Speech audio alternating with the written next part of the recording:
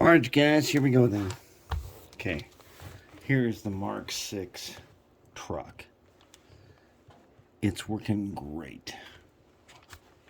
Okay, figured out how to make the copper insets for power pickup. No problem. Figured out how to make the pintle mount for the trucks. No problem. I figure I'll put some type of probably acetate over the bottom to hold the trucks in place. No problem. Here it is. But we've run out of axles. So we got to do this.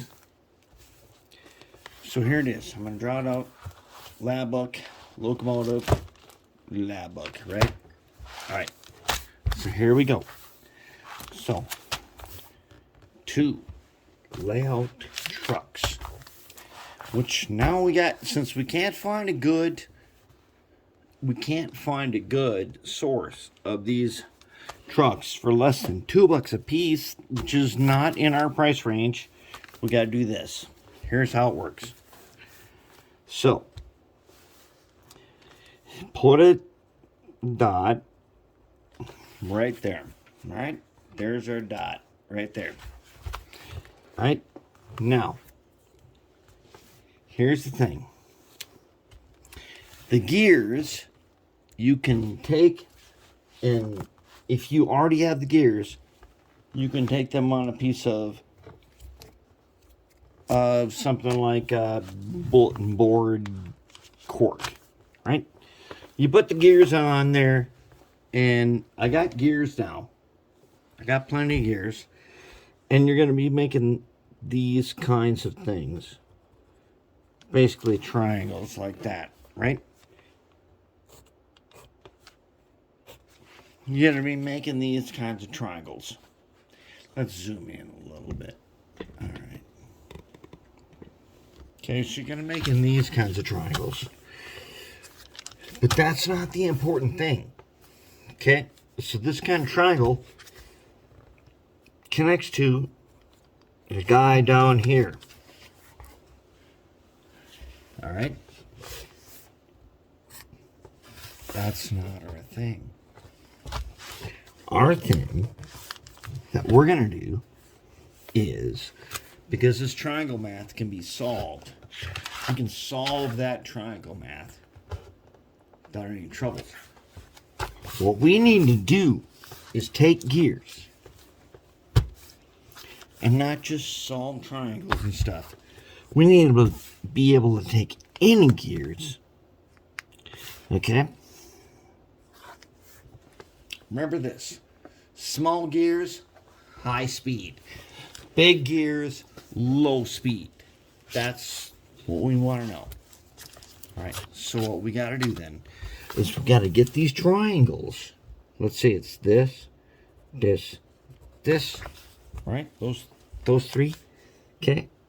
Let's say it's these 3. All right. And the thing is, with those 3, we want this, and this. We want a rectangle around them. All right. So what we want again is, let's say it's this. We want a rectangle. Okay. We want a rectangle around them.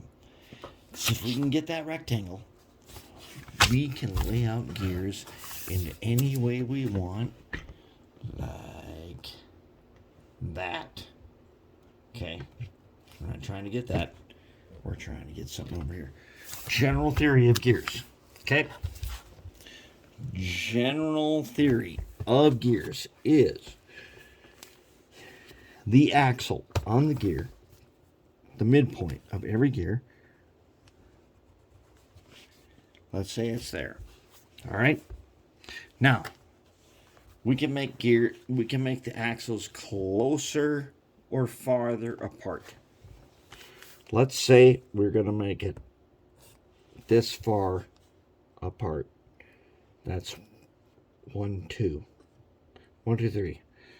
1, 2, 3. Okay, it's going to be that far apart. Okay, so here's going to be your guide. Right? Just like that. What we want is we want a triangle, right? But it's not the triangle that we really want. What we want is this. Okay? We want to have a rectangle. So it's a rectangle. Like that. We want to be able to center. We build the rectangle in our program, Inkscape, right? We want to center a gear